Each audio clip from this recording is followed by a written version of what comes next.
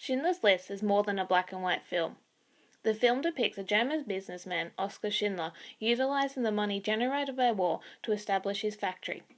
The film also simultaneously depicts the horrors of the Holocaust, in which the systematic mass murder claimed the lives of more than 6 million Jews across Europe.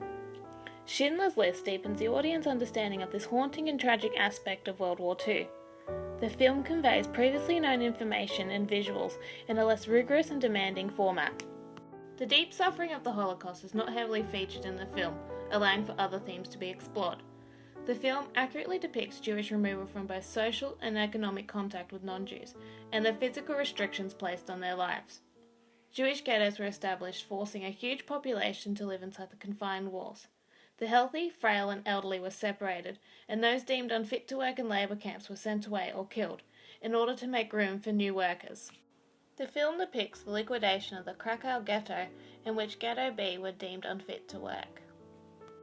Hitler became Chancellor of Germany in 1933. The Nazi Party's rise to power was swift.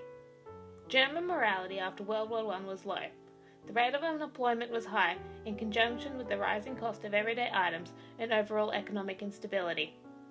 The Treaty of Versailles imposed land and military restrictions on the state, and ordered the state to also pay damages caused by the war.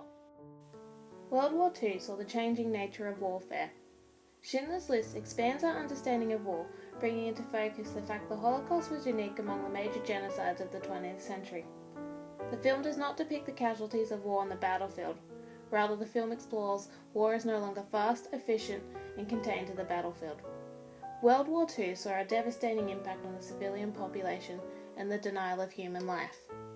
Schindler's List is also unique as it attempts to illuminate the state of mind of the perpetrators of the Holocaust and their remarkable ability to live among their victims. Schindler's List does provide brief insight into how a civilized population could embark on such a program of murder. Macmillan's essay, Dehumanization and the Achievement of Schindler's List, provides necessary information on Nazi racial ideology regarding the human status of Jews and the SS Guards' mentality. Goethe characterizes Nazi attitudes and behavior.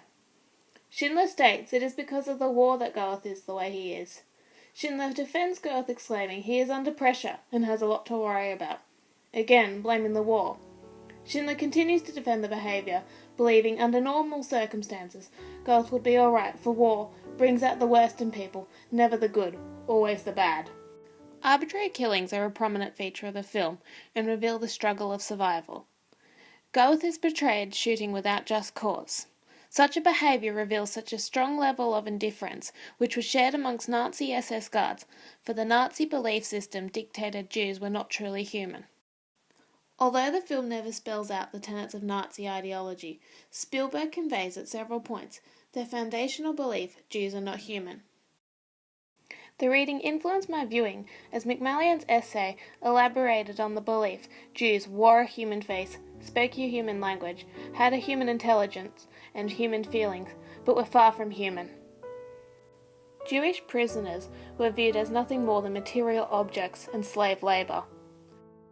Goethe is the primary representation of an ideological soldier of the Third Reich. The film does not heavily feature shared attitudes being verbalized amongst SS officers. Therefore, Macmillan's essay provides deeper insight into how racial ideology fueled the Holocaust, and also extended my understanding of the relationship and influence ideology had on the changing nature of warfare. Macmillan highlights the men and women participating in the Holocaust were not born killers, but the great majority were ordinary men and women. Macmillan states, a transformation occurred, and these ordinary citizens became monsters because of ideological indoctrination, the wartime context, or other factors which prepared them to make terrible moral choices. The film depicts a complete denial of Jewish humanity, with guards living lavishingly amongst their prisoners. This practice did not stray from reality, as often prisoners and officers mingled on a daily basis. Little discomfort is shown on behalf of officers, and much like Helen, Jews served Germans as maids. Such prisoners might survive for a year or more longer, yet these prisoners were also condemned to death, granted only temporary reprieve so they could serve their killers. Macmillan's essay put into context why Germans were so comfortable with daily intimate contact. The Jews were less than human, therefore Jewish labour could be exploited and exterminated without compunction. Schindler's List provides the visuals of a tragic relationship between the changing nature of warfare and a population influenced by political ideology.